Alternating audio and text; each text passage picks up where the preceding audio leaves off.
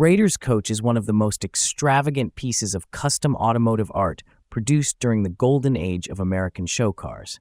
It was built in 1969 by legendary customizer George Barris, widely known as the king of the customizers, specifically for the rock band Paul Revere and the Raiders. The project was conceived as both transportation and performance platform, designed to amplify the band's theatrical identity rather than serve as a conventional road vehicle. Barris drew inspiration from an 18th-century horse-drawn coach, translating it into a fully functional, motorized machine using modern automotive technology.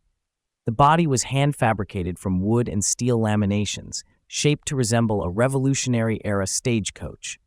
The exterior was finished in the band's signature yellow and black, while the interior featured tufted upholstery and sections of black cane wicker, chosen to visually echo period craftsmanship.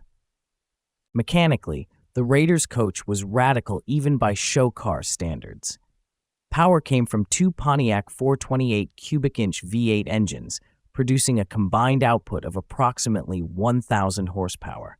Each engine was connected to an automatic transmission equipped with Hurst dual-gate shifters, a setup more common in drag racing than in parade vehicles. The drivetrain propelled a six-wheel configuration with massive 18-inch truck tires mounted on custom Cragar wheels. Steering was highly unconventional. The driver sat in the rear coach section and controlled the vehicle through a hydraulic steering system, while the front truck section provided propulsion. The Raiders coach was also engineered as a self-contained mobile sound studio. It carried a full performance setup including organ, drum kit, microphones, amplifiers, speakers, and onboard power, allowing the band to perform directly from the vehicle during parades, television appearances, and promotional events.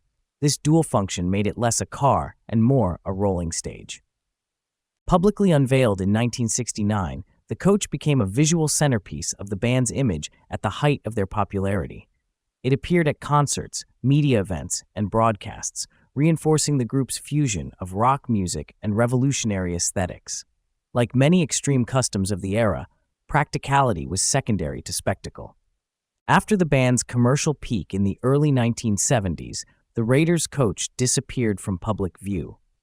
Reports suggest it was heavily modified later in its life and eventually transported to Europe, where it is believed to remain in a private collection, though its exact condition and location are unknown. Despite its disappearance, the Raiders coach endures through photographs, interviews, and scale model kits first released in 1969. Today, it stands as a symbol of late 1960s excess, an unrepeatable blend of music, performance, and automotive imagination.